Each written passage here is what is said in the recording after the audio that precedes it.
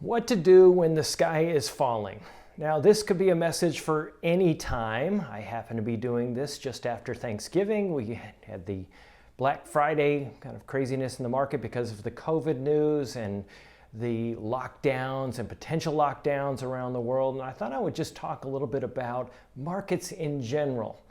Now, when we see market moves, and let's say if there is a big move, like a 1,000-point move in the Dow nowadays. Now that seems like a lot, probably because we remember back when 1,000 points was a big percentage of the market. Nowadays, it's not much of anything in terms of the market.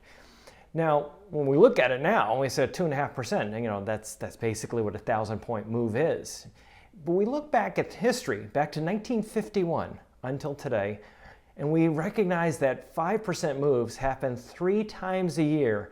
10% moves happen once a year on average. It doesn't seem like a whole lot. Now, what we want to do as investors, protect ourselves. I remember back when I played football in high school, I was a terrible football player.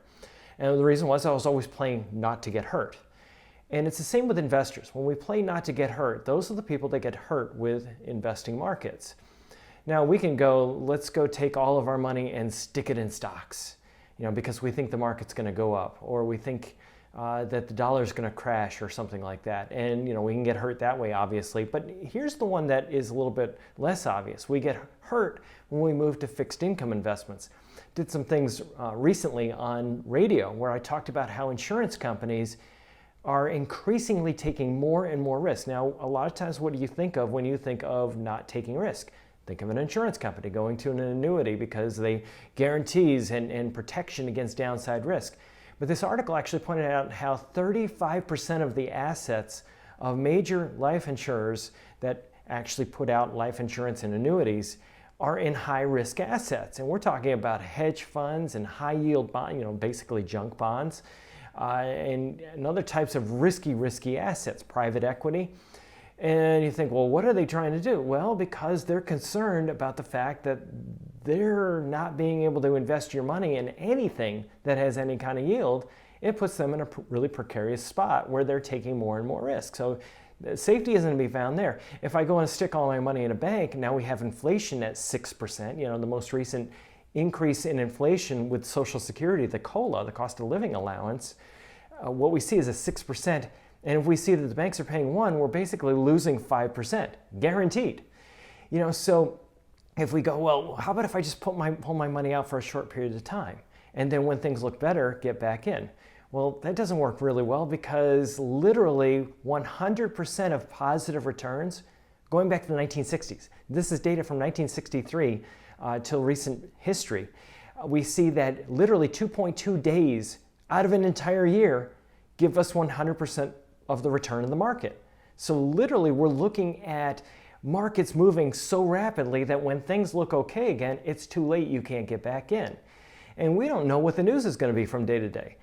If we look at professional fund managers, we see that anywhere from 93 to 98%, when we're talking about large cap versus small cap, percent of professional fund managers can't match market returns. So we're seeing that even the pros can't get it right. What is the hope that the average person is going to get this right as to when to get out and when to get back in? So, when we look at these types of market moves, I tell people just kind of relax and watch it. It's more entertainment than anything. There's going to be news that comes out, and that news, could be worse than we expected, or it could be better than expected, and it moves markets one way or the other, and you're not going to be able to predict it. If markets go down, literally from 1950s until today, the average amount of time it takes to completely recover from a market downturn is 111 days. Most recent data that we have regarding that. Now, sometimes it takes a little bit longer, sometimes it's a little bit shorter than that. But when you have an investment portfolio that is well diversified across all different types of asset categories, large and small and value, and then bonds and fixed income, no matter what calamity befalls you, you're protected against it as best you can be.